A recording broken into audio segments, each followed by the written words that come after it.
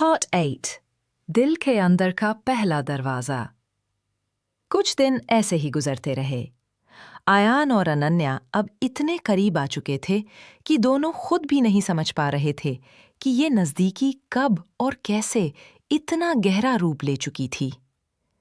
कभी-कभी जब दोनों एक ही जगह खामोशी से बैठते तो अनन्या को लगता कि आयान उसकी खामोशी पढ़ सकता है और आयान को लगता कि अनन्या उसकी मुस्कुराहट समझ सकती है, इवन बिना बोले। एक शाम अनन्या थोड़ा परेशान लग रही थी।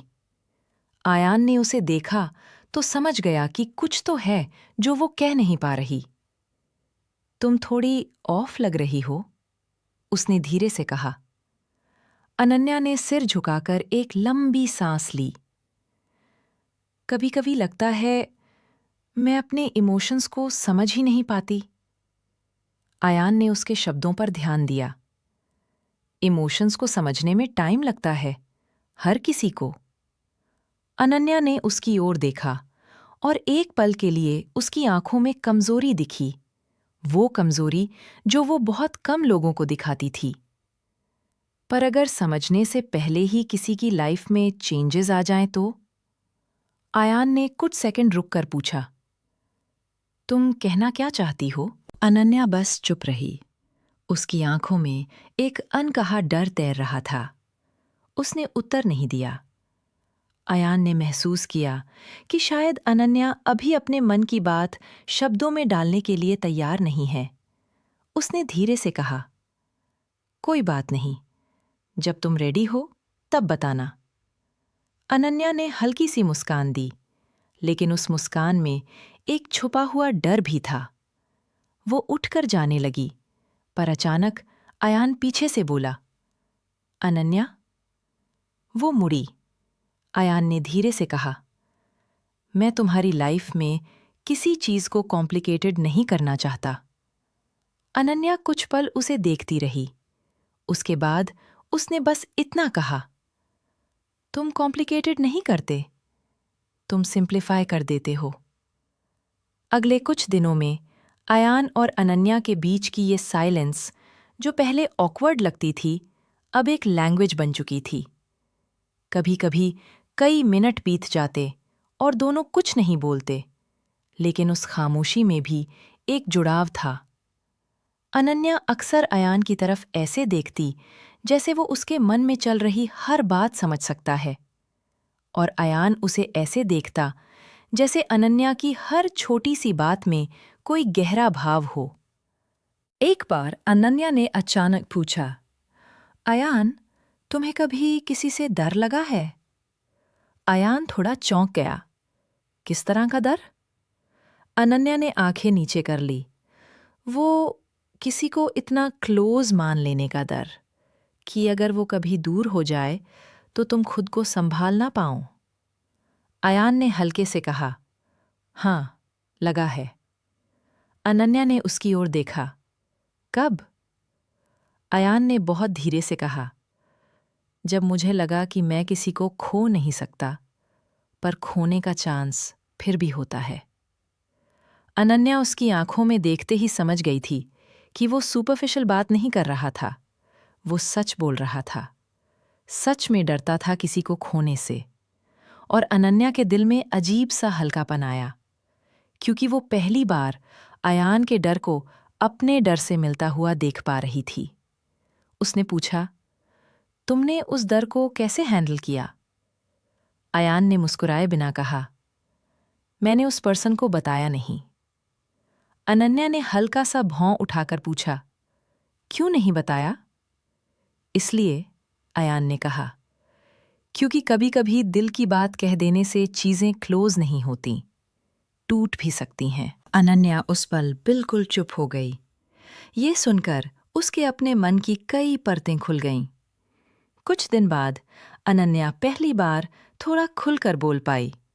उसने आयान से कहा, मुझे लगता है मैं किसी के साथ ज्यादा कंफर्टेबल नहीं हो पाती। हमेशा लगता है लोग मुझे समझ नहीं पाएंगे।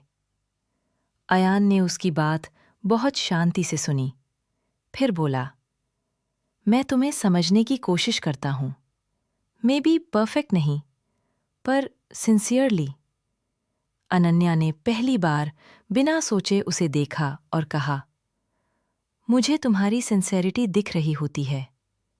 ये सुनकर अयान अंदर से बहुत हल्का महसूस करने लगा। वो कई दिनों से यही महसूस कर रहा था कि अनन्या उसे धीरे धीरे अपने अंदर की दुनिया में आने दे रही है। एक दिन अनन्या के बिहेवियर में नोटिसेबल बदलाव आया। वो अयान के पास खुद आ गई। नजरें थोड़ी झुकी हुई थीं, पर आवाज पहले से ज्यादा साफ थी। अयान, मुझे कुछ बताना है। अयान ने ध्यान से उसकी ओर देखा। अनन्या ने धीरे धीरे कहा, कभी कभी मुझे लगता है कि मैं अपनी लाइफ में किसी को इतना इफेक्ट नहीं चाहती, पर जब तुम्हारी बात आती है तो मैं कॉन्शियस हो जाती हूं। अयान थोड़ा समझा, थोड़ा नहीं। क्या मतलब? अनन्या ने एक लंबी सांस ली। मतलब, तुम्हारी प्रेजेंस मेरे लिए हीवी भी लगती है और कंफर्टिंग भी। मैं कंफ्यूज हो जाती हूं। अयान कुछ नहीं बोला। उसने अनन्या को स्पेस देने का फैसला किया। लेकिन अनन्या ने खुद उसके पास एक कदम और बढ़ाया। तुम्हारे साथ हो तो सब इजी लगता है, वो धीरे से बोली, पर तुम्हारे बिना अजीब सा लगता है। अयान का दिल थोड़ी देर के लिए रुक सा गया। अनन्या पहली बार इतने साफ शब्दों में बोल रही थी, लेकिन उसने कुछ भी कहने से पहले अनन्या की आंखों में देखा। वहां डर था, बहुत गहरा डर। अयान ने बहुत नरमी से कहा, तुम जो फील करती हो वो गलत नहीं होता। इमोशंस परफेक्ट नहीं होते, बस ऑनेस्ट होते हैं। अनन्या की आंखें हल्की सी नम हो गईं। वो मुस्कुराने की कोशिश करते हुए बोली, तुम बहुत इजी बना देते हो सब कुछ। आयान ने धीरे से कहा, क्योंकि तुम डिफिकल्ट नहीं हो। और अनन्या इस बार बिना मुस्कुराए रुक गई।